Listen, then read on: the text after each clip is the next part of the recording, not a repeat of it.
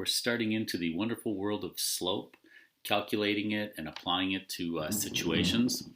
For this to work for you, you need to make sure that you have the notes, which are available on the lesson plans.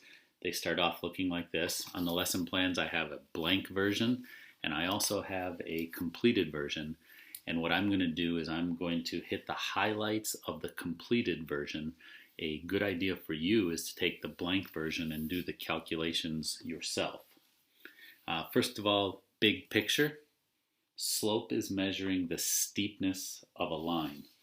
So departing from the notes for a second, this line's pretty steep. It would have a slope of 7/2 or 3.5.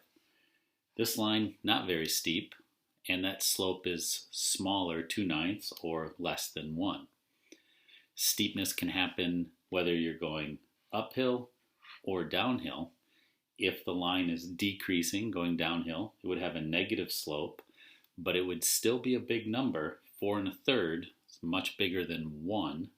That would represent a steepness, whereas not so steep, still going downhill with a negative, but the value 0.27 or 3/11, that is definitely less than 1. So what we're about to encounter with slope is how to measure how steep a line is. And you've, in your previous math career, run into slope calculations, and you should have a bunch of these floating around in your mind. Like you've heard rise over run, y minus y over x minus x. Your science teachers might like change in y over change in x, and this is symbolism for change in y over change in x.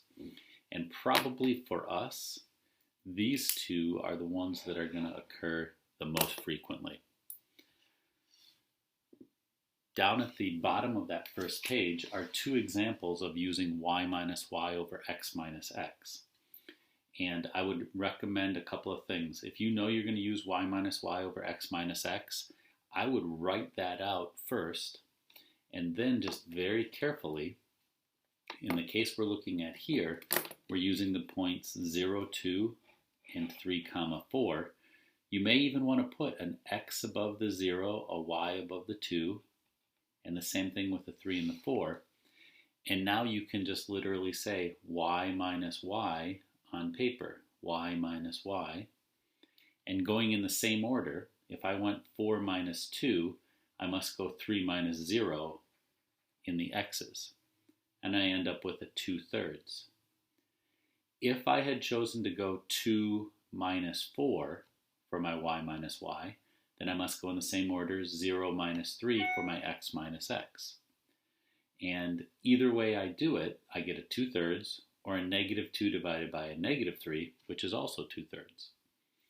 What we just measured here was the slope between the point 0.02 and the point 0.34. The example below, on the exact same line, we chose two different points. I'll use a different color here.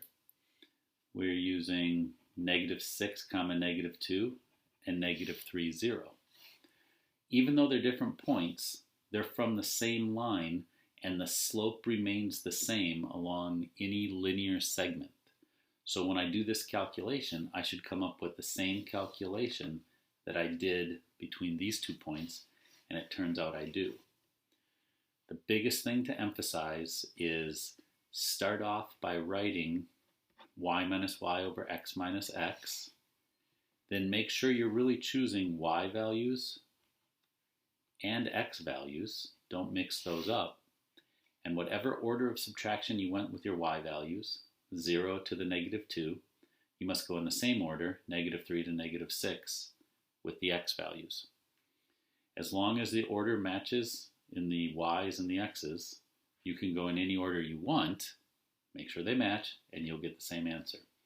But notice all of these calculations ended up with a slope of 2/3. That means this line has a 2/3 slope.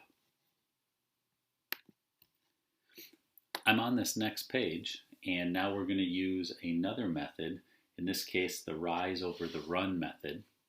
And it's the exact same line with the exact same points. And now I'm going to use the point -6, -2, and negative 3, 0. Instead of doing y minus y over x minus x, I do rise over run. If I'm starting here and I'm going here, I have to rise upward in altitude. And that's how far I have to rise up. So I have a rise of 2.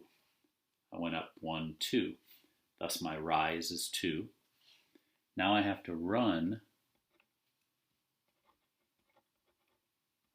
a distance of 3. 1, 2, 3. And I get an answer of 2/3, which is exactly what I got when I did the y minus y over x minus x. And by the way, if I would have chosen to start here and go to here, my rise would have actually been in the negative direction, so I'd have a negative 2. My run would have been in the negative direction, so I'd have a negative 3, but a negative 2 over a negative 3 is still a positive 2/3. So I take a look at another 2 points, 3, 4, and negative 3, 0. So now I'm looking at this one and that one. They're 2 new points, or 2 different points, but they're on the same line, so I should get the same exact final answer of 2/3. And sure enough, if I start here, my rise goes up 1, 2, 3, 4, rise of 4. A run of 1, 2, 3, 4, 5, 6. 4 over 6 is 2/3. So you can choose to go y minus y over x minus x or rise over run. They're both going to give you the same answer. On the bottom of that page of notes, it just takes a regular old equation and says, hey, you can go ahead and fill out a table, or you can do a graph.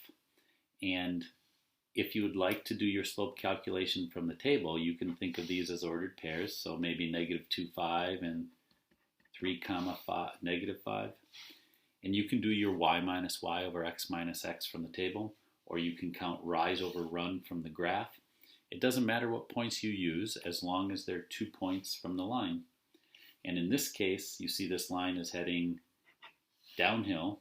So it shouldn't surprise you that your final answer is negative. Same answer using rise over run as y minus y over x minus x.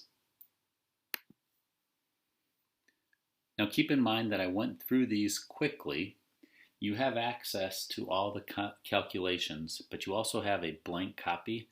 It's really smart of you to go through your blank copy and fill out the calculations on your own and compare them to the calculations on the completed copy.